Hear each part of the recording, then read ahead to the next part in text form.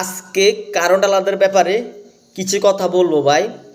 কারণ ভাই ফিলার আমার জাগার চারপাশে কিন্তু আমার, বুঝছেন নি? তো তারা কি করে, এই ফিলারটা পাল্টা হবে, বুঝছেন নি ভাই? তো ফিলারটা পাল্টালে আমি বলছি যে ফিলার টু ফিলার দেন।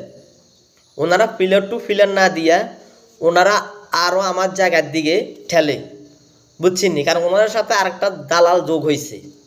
দালালে যেমনি বলছে কারখানা এমনি করছে। তখন ওনারা যখন খাত করছে ফিলারে খাত করছে, আমি বাধা দিছি। কারণ আমি বলছি যে হয়তো ফিলার টু ফিলার কাজ করেন, আর নইলে ফিলার সোজা ফিলার দেন, তাহলে আমার জায়গা ক্ষতি হয় না, কারণ আমার সাইডের দিকে জায়গা, বুঝছেন নি? তো আমি বাধা দেওয়ার পরে ওরা চলে গেছে। হ্যাঁ, ওরা চলে গেছে। তখন ওরা 2-3 দিন পর লাইনের ডালাই কাটার জন্য ওনারা আসছে। আসার পরে ওনারা সবগুলো ডাইলা আমার কাটছে, হ্যাঁ, লাইন ছাপ করে। তো আমি আর কিছু বলি নাই। তো পরক্ষণে একটা দালাল ছিল এলাকার ভিতরে, দালাল ওকে ফোন দিছে কারণটা লাগারে।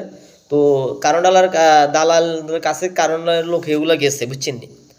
যার পরে ও যুক্তি মুক্তি দিছে, দেওয়ার পরে আবার ওনারা আসছে আমাদের ডায়লা কাটার জন্য। তো ওনারা ডায়লা কাটতে আইসা আমাদের কারেন্টের লাইনটাই কেটে দিছে। কারণ আমার আম্মু ডাক দিছে, বাবা তোমরা এইমাত্র তোমরা ডায়লা কাটে গেছো, এখন তো আবারই কাটো। তো ওনারা সেদিন আমাদের ফিলার বসার জন্য আমাদেরকে বাধা দিছে। তো ওনাদের লাইনটা কেটে দাও। তো আমাদের লাইনটা দিছে কেটে, আমাদের বিল সবগুলো ফেড আছে। তো ডায়লা কাটার জন্য বাধা দিছে। তো ডায়লা কাটার জন্য বাধা দেওয়ার কারণে কি আমার লাইনটা কেটে দিতে পারে বলেন? একমাত্র দালালের কারণে আমার লাইনটা কেটে দিছে, বুঝছেন? আর আমাদের সাথে ওনারা কিলে মারামারি হারাহারি করছে, অনেক কিছু। আমার লাইনটাও কেটে দিছে, আমাদের সাথে কিলে করছে, একমাত্র দালালের কারণে। কারণ বর্তমানে পল্লী বিদ্যুৎ আলারা সবসময় উল্টাপাল্টা কাজ করে, মানুষের বিল বাড়াই দেয়, মানুষ কোনো কথা বললে মানুষের লাইনটা কেটে দেয়। এগুলো দিয়ে সবাই সাবধান থাকবেন, এগুলো নিয়ে সবাই আন্দোলন করবেন।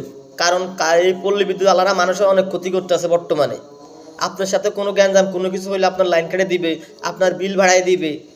এগুলো নিয়ে সবাই আন্দোলন করবেন, ওদের বিরুদ্ধে আন্দোলন করে তুলবেন। কারণ আজকে আমার সাথে হয়েছে, কালকে হয়তো আপনার সাথে হবে। কারণ এলাকার বাইরে দেখবেন কিছু দালাল আছে, এসব দালালের কারণে এই পরিস্থিতি আমাদের আজকে, বুঝছেন নি? তো সবাই ভালো থাকবেন। আল্লাহ হাফেজ, আসসালামু আলাইকুম।